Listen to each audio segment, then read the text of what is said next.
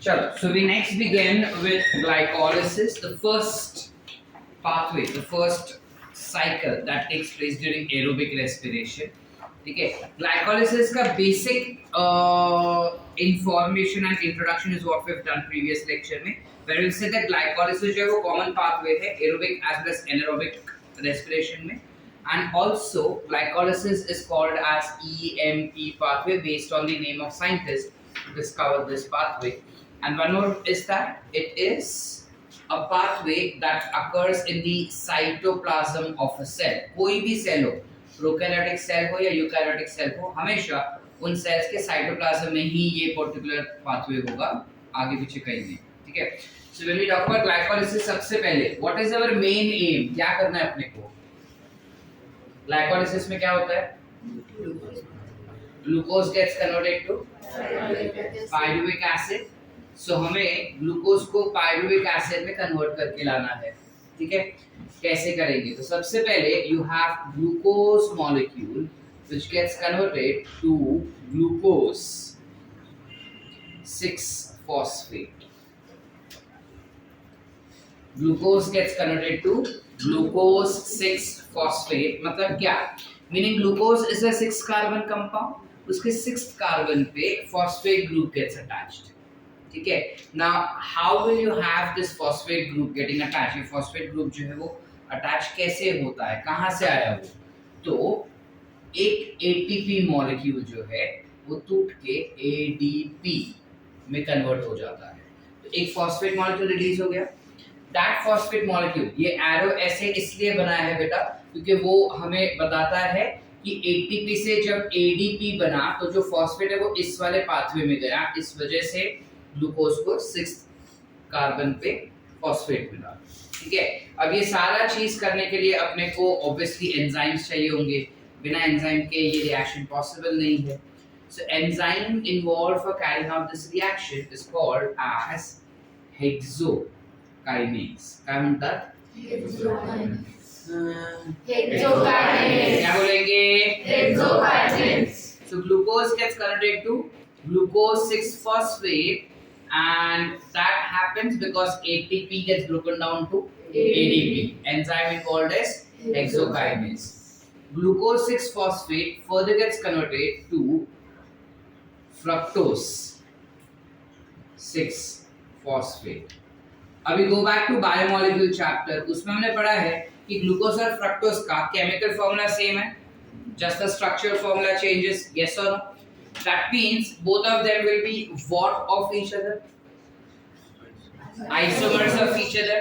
So enzyme that is involved over here will be isomerase enzyme. So we call it as phosphohexo. Why hexo? Because it is 6 carbon. So phosphohexo isomerase. Are we clear? चले आगे.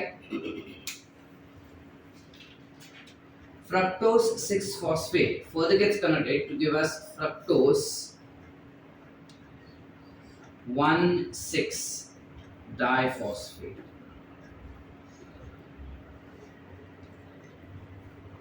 It gets converted to form fructose 1,6-diphosphate. 6th carbon पे तो phosphate था ही, first carbon पे भी लग गया, एक और आ गया, इसलिए the term comes as diphosphate. ठीक है. अच्छा मुझे एक बात बताओ कि फर्स्ट कार्बन पे फॉस्फेट कैसे आएगा? Again you will have breakdown of ATP into ADP. Enzyme will be phosphofructo because fructose पे लगा ना, so phosphofructokinase. ATP जिधर जिधर होगा उधर काइनेज एंजाइम लगेगा. ठीक है बेटा, क्लियर है यहाँ तक? Any doubt? फ्रक्टोज 1,6-diphosphate आगे जाके टूट जाता है. It gets broken down further. Now when it is getting broken down, I forgot to mention that this is a reversible reaction. Now fructose 6-phosphate कितने कार्बन का है? 6 कार्बन का. ये 6 कार्बन का कंपाउंड जो है वो तीन कार्बन में टूट जाएगा, ठीक है। सो एक 3 कार्बन का कंपाउंड बनेगा which is called as glyceraldehyde.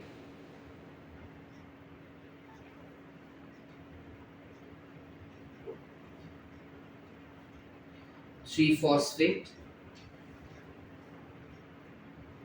called as glyceraldehyde 3-phosphate या फिर the other compound that is formed is called as dihydroxy acetone phosphate। प्यार से कहते हैं धाप, DHAP, ठीक है। ठीक है, जाग रहे हैं, गलती किया, तुम्हारे आज के साथ रिकॉर्डिंग करना ही नहीं चाहिए, आई फॉरगॉट। समझा? Yes. Glyceraldehyde 3-phosphate can also be called as phosphoglyceraldehyde।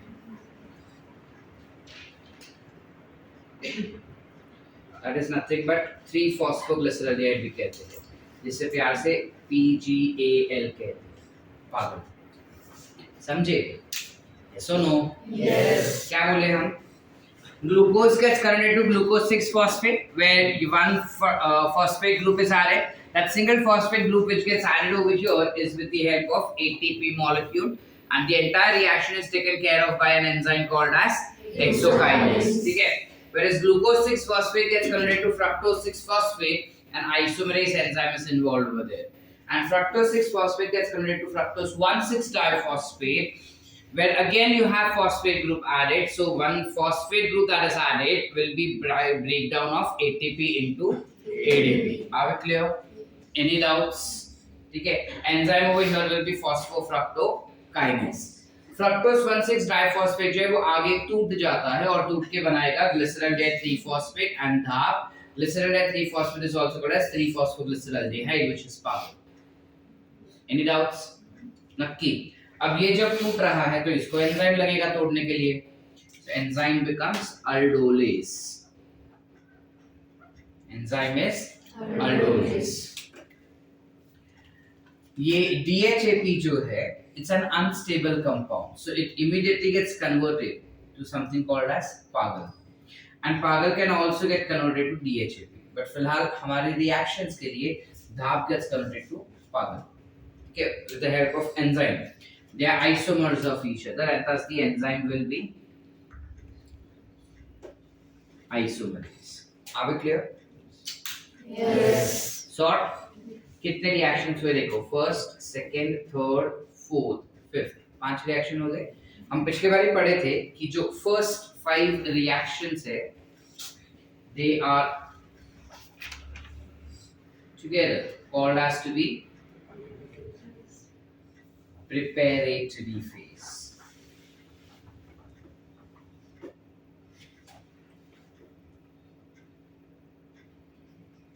So this becomes preparatory phase, जहां पे आइडियली हमें बनाना था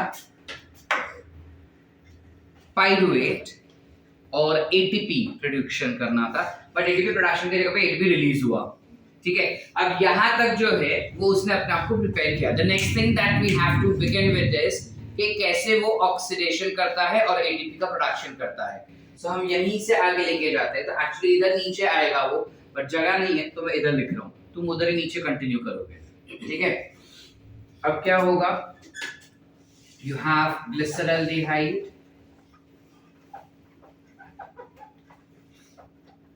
three phosphate gets converted to form 1,3-diphosphoglyceric acid, which is nothing but diphosphoglycerate, also called as 1,3-di-PGA।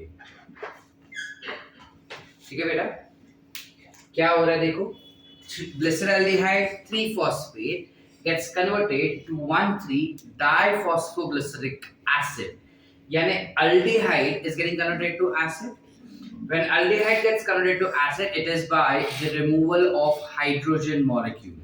So the hydrogen molecule that has been released will be taken up by NAD and forms NADH2. NAD gets converted to NADH2, and this conversion is responsible for providing us with some amount of energy as well. But then we'll understand कि क्या होता है. इस reaction को भी ऐसे हमने दिखाया बिकॉज हम कहना चाहते हैं कि ग्लिसरॉल ट्रीफॉस्फेट से हाइड्रोजन निकला जो NAD ने ले लिया, इस वजह से बन गया NADH2. तो जो ऐसे मैंने कर्व बनाए हैं, तुम जब लिखोगे रोज वो वैसे ही लिखोगे, so that you'll remember that what exactly the reaction is occurring. Are we clear? So aldehyde से एसिड तो हमने बना लिया बेटा, लेकिन इसके अलावा देखो एक और चीज है, 3-फॉस्फोग्लिसरेट, सॉरी ग्लिसरॉल ट्रीफॉस्फेट जो है उसमें बन गया 1,3-डाइफॉस्फो, यानी दूसरा फॉस्फेट ग्रुप भी ऐड हो गया. थर्ड कार्बन पे तो फॉस्फेट था ही, फर्स्ट कार्बन पे भी फॉस्फेट आ गया. ये फॉस्फेट कहां से आएगा? नहीं, अब हम ATP नहीं तोड़ेंगे, अब हम तोड़ेंगे H3PO4. We know what is H3PO4? What?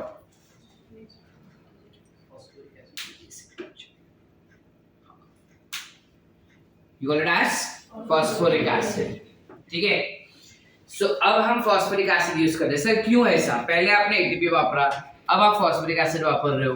एक ही चीज वापरने का ना एक टाइम पे, दो दो चीज हम कैसे याद रखेंगे सर? देखो क्या होता है, जो एंजाइम काम कर रहा है वो कैसे काम करता है उस पे डिपेंड करता है कि हम क्या लेंगे. ठीक है, तो यहाँ पे काइनेज एंजाइम का इस्तेमाल होता है बिकॉज सिर्फ ATP ही यूज है और कुछ नहीं. लेकिन यहाँ पे देखो डिहाइड्रेशन भी करना है अपने को, डिहाइड्रोजिनेशन भी करना है अपने को.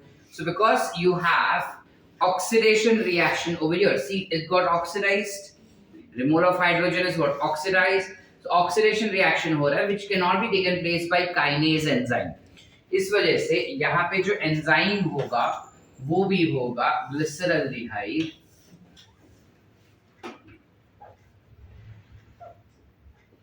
ट्रीफॉस्फेट डिहाइड्रोजिनेस. हाइड्रोजन निकला ना, सो एंजाइम क्या हो जाएगा? Glyceraldehyde triphosphate dehydrogenase. Are we clear बेटा? यस और नो? यस करते हैं.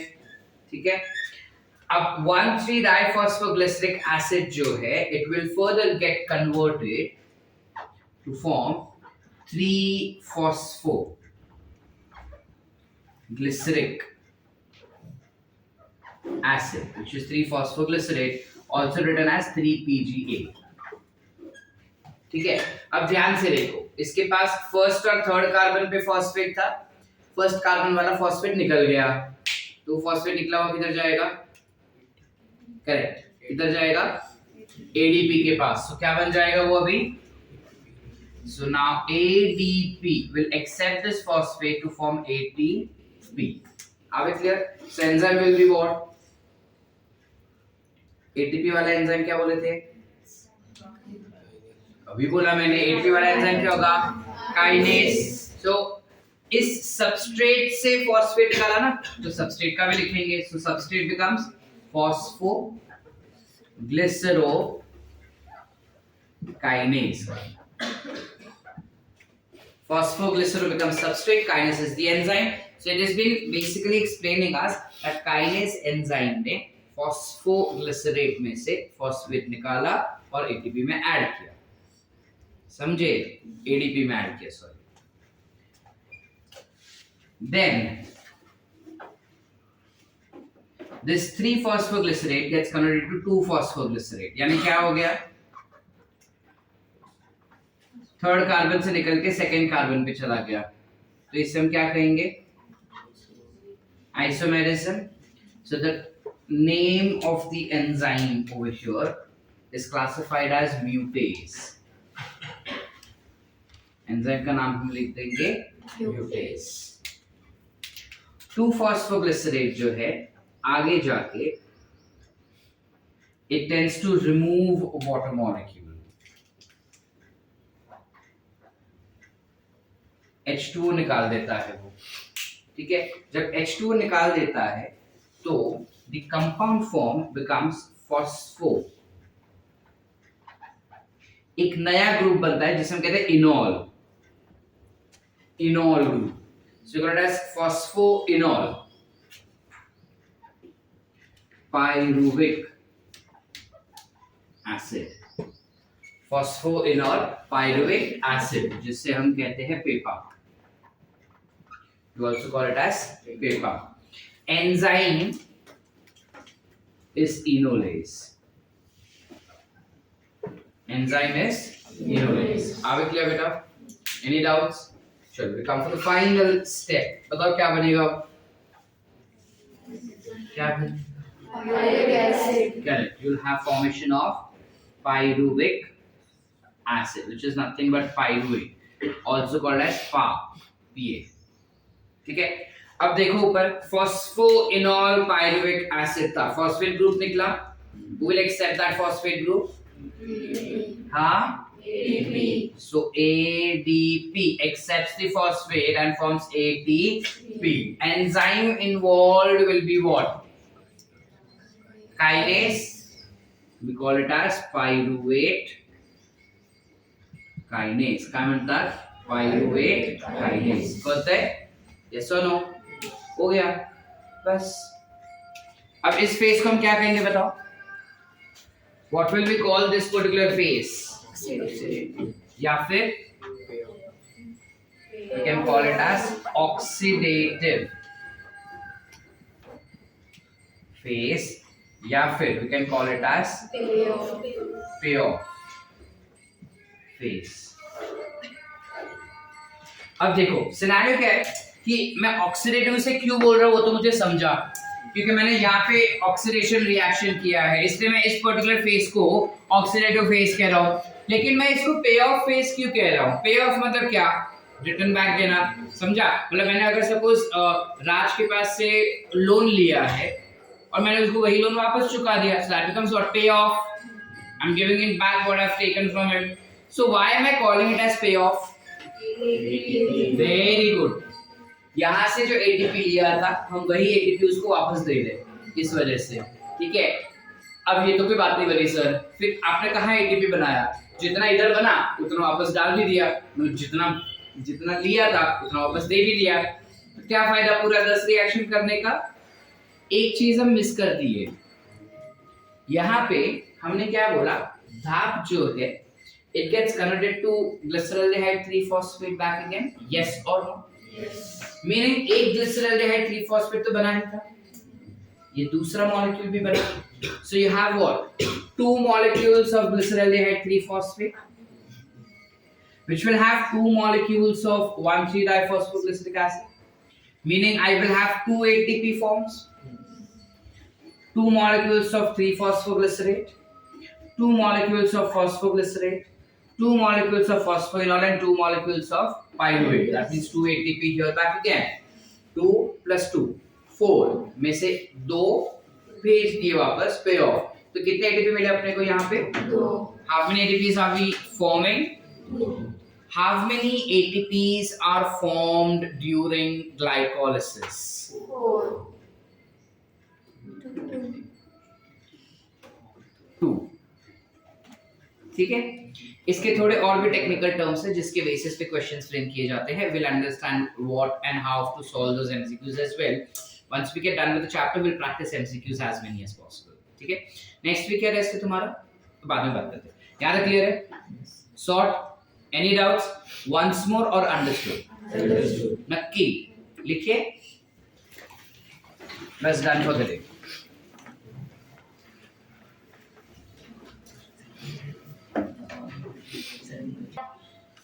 ये NAD जो हम बनाए हैं, what is that NAD? What does it stand for? So NAD stands for nicotine amide adenine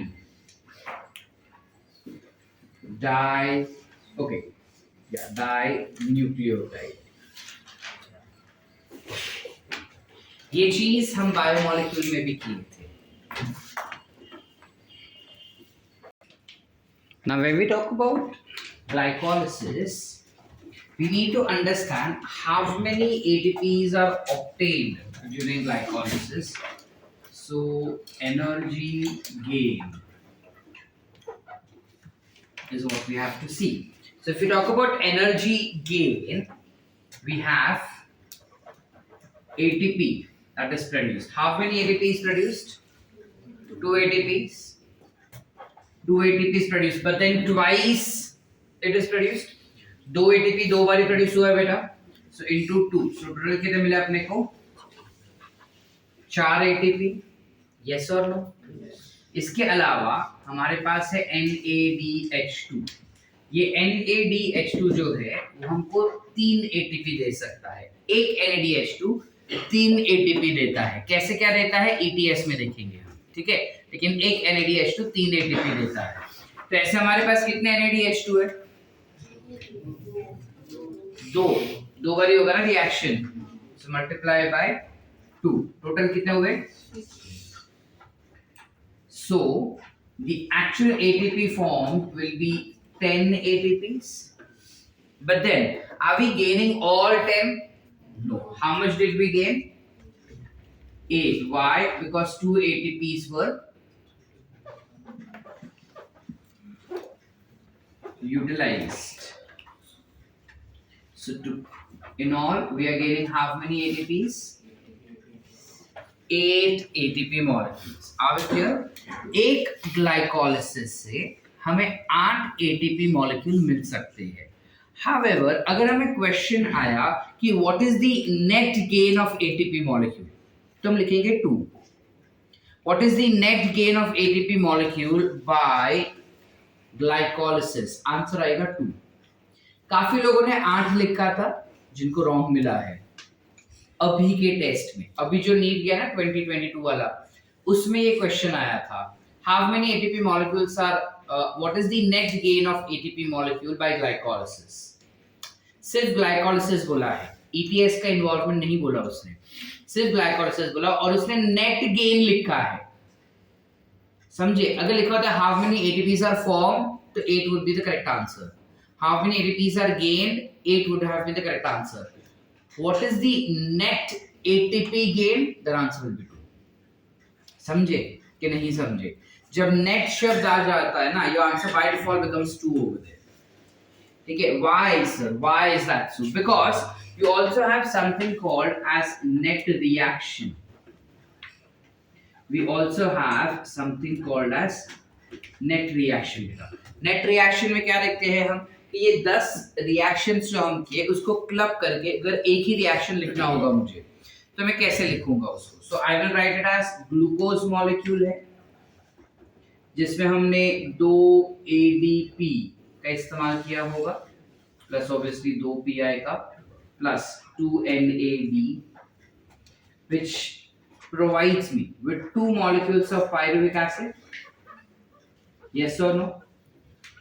We are gaining what? 2 molecules of pyruvic acid, plus I'm gaining 2 ATP molecule, plus I'm gaining 2 NADH2, plus I'm also getting 2 molecules of water. This becomes my final net reaction. Are we clear? So अगर हमको आता है कि net gain of ATP कितना है, we write 2. What are the products of glycolysis? We write ATP, pyruvic acid, NADH2 and water. Did we understand? कि नहीं समझे? इस पर्टिकुलर चैप्टर में काफी बारीकी से सारे क्वेश्चंस को तुम्हें ध्यान से देखने होंगे और इसमें ऑफ कोर्स साइकिल्स तो हम यहीं पे करने वाले हैं और over the period of time तुम्हारा बाय हार्ट भी हो जाएंगे सारे साइकिल्स. लेकिन जब तुम इस चैप्टर के क्वेश्चंस के मैक्सिमम एमसीक्यूज प्रैक्टिस करोगे, जितने ज्यादा एमसीक्यूज प्रैक्टिस करोगे उतना ज्यादा कॉन्फिडेंस गेन करोगे. Let me give you a basic clarity about this particular topic. तुम जितनी बार इसके एमसीक्यूज कम सॉल्व किए ना, तुम्हारा कॉन्फिडेंस उतना लूज होगा. बिकॉज एक क्वेश्चन के जो 4 ऑप्शन दिए रहेंगे, जनरली हम कंफ्यूज होते हैं 2 में, इसमें 4 में कंफ्यूज हो जाओगे. समझे? तो पहला अगर डायरेक्ट क्वेश्चन आ रहा है तो साइकिल हम पढ़ लिए है तो मार्क्स मिल जाएंगे अपने को. जब बात आता है कि कितने एटीपीज बनते हैं, उस वाले क्वेश्चन में हमेशा तुम बूफ अप करोगे. तो इसका ना कोई तोड़ नहीं है कि ये टर्म आया, ये ऐसे आया तो इसमें क्या, बिकॉज आंसर 10 भी होते हैं, आंसर 8 भी होता है, आंसर 2 भी होता है. कौन से क्वेश्चन में क्या आंसर हमको लिखना है ये हमें सिर्फ तब आइडिया आएगा जब हम ज्यादा से ज्यादा एमसीक्यूज प्रैक्टिस करेंगे और टर्म्स समझेंगे कि क्या टर्म्स वो क्या पूछना क्या चाहता है क्वेश्चन। जब वो क्लैरिटी मिल जाएगा मतलब आंसर ऑटोमेटिकली आ जाएगा। Majority of the time the answer is always 2. Sometimes they give you answer as 8 as well. Are we clear? Yes or no?